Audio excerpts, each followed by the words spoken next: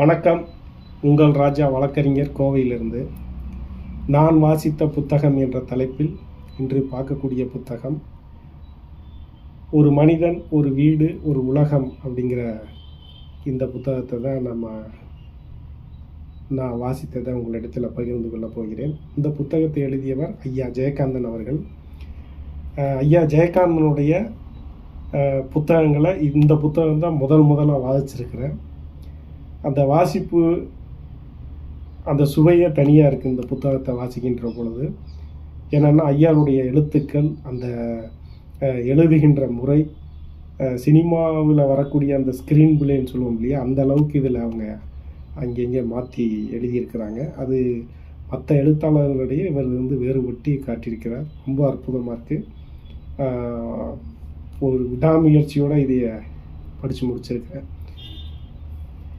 இது ஒரு 35 ஆண்டுகளுக்கு முன்னாடி எழுதுன ஒரு நாவல். அது இன்றைய காலகட்டத்துக்கு ரொம்ப பொருத்தமாக இருக்குது. பெயர் தெரியாத, அம்மா அப்பா தெரியாத, ஜாதி மதம் அப்படின்னு எதுவுமே தெரியாத ஒரு கதாபாத்திரத்தை உருவாக்கி இந்த கதையினுடைய நாயகனாக காட்டி இந்த கதையை நகர்த்துகிறாங்க.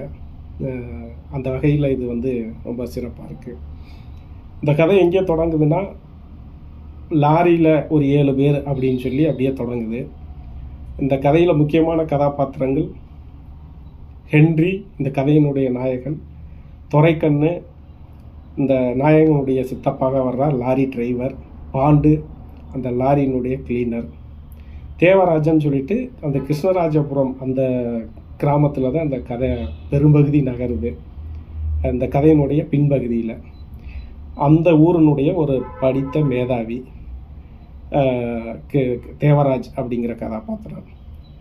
இன்னொன்று அக்காம்மான்னு சொல்லிட்டு, அது தேவராஜனுடைய விதவையாக கணவனை இழந்து தேவராஜ் வீட்டிலே இருக்கிற அவங்களுடைய அக்கா. இந்த மாதிரி ஒரு முக்கியமான கதாபாத்திரம் நிறையா இருக்குது.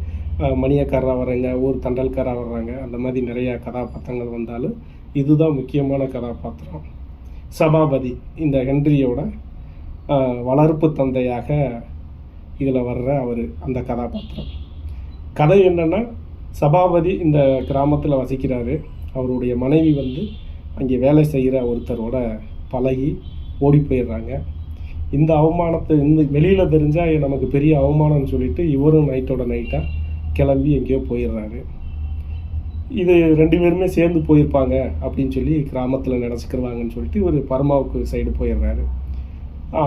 இதெல்லாம் பின்பகுதியில் தான் நமக்கு வரும். இது ஒரு எடுத்துக்காட்டாக பின்பகுதியில் வரக்கூடியது. முதல்ல நமக்கு இது படிக்கும்போது நல்ல த்ரில்லிங்காக இருக்கும்.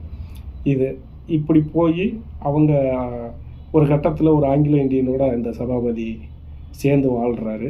அப்போ ரயில்வே ஸ்டேஷனில் கண்டெடுக்கப்படுறவர் தான் இந்த ஹென்றி. அந்த அம்மா ஆங்கிலோ இந்தியன், கிறிஸ்தவர். இவர் சபாபதி பிள்ளை அப்படிங்கிறவங்க. இவரை ஒரு ஆங்கிலோ இந்தியனாக வளர்க்குறாங்க. அதனால் பேர் ஹென்ரின்னு வைக்கிறாங்க. பட் அவர் எந்த மதத்தையும் சாராதவராக அந்த நாவலில் சொல்கிறாங்க.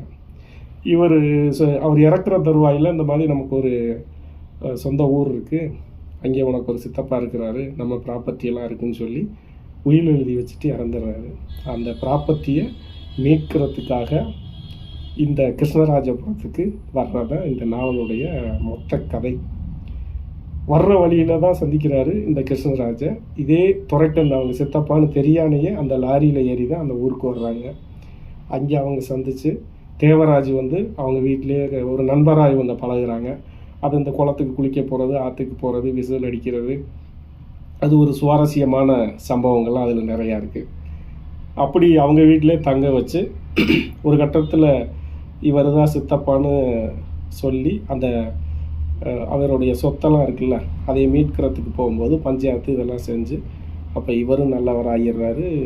துரைக்கண்ணும் இந்த ப்ராப்பர்ட்டியெல்லாம் அவருக்கு தான் சேருன்னு சொல்லி இது ஒரு சந்தோஷமான முடிவோடு அந்த பழைய பாலடைஞ்ச இவங்க வீடு ஒன்று இருக்குது. அந்த வீட்டில் இருக்கும்போது தான் சபாபதி ஊரை விட்டு ஓடிடுறாரு.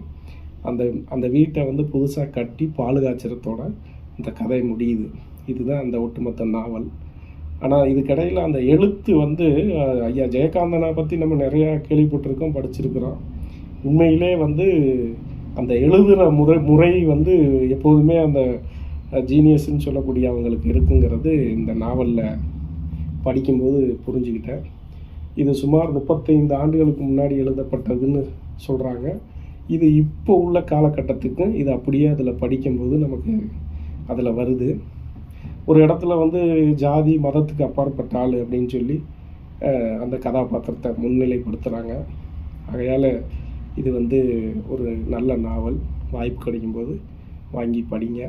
குறிப்பாக இதில் ஜெயகாந்தன் அவர்கள் வந்து பல இடங்களில் நான் எழுதின நாவல்கள்லேயே இது முதன்மையானது, எனக்கு ரொம்ப பிடிச்சது அப்படின்னு சொல்லி பதிவு பண்ணதாக இன்னொருத்தரிடம் முன்னுரையில் இதை சொல்லியிருக்கிறாங்க. அந்த வகையில் வந்து ரொம்ப அற்புதமாக இருக்குது. நன்றி, வணக்கம்.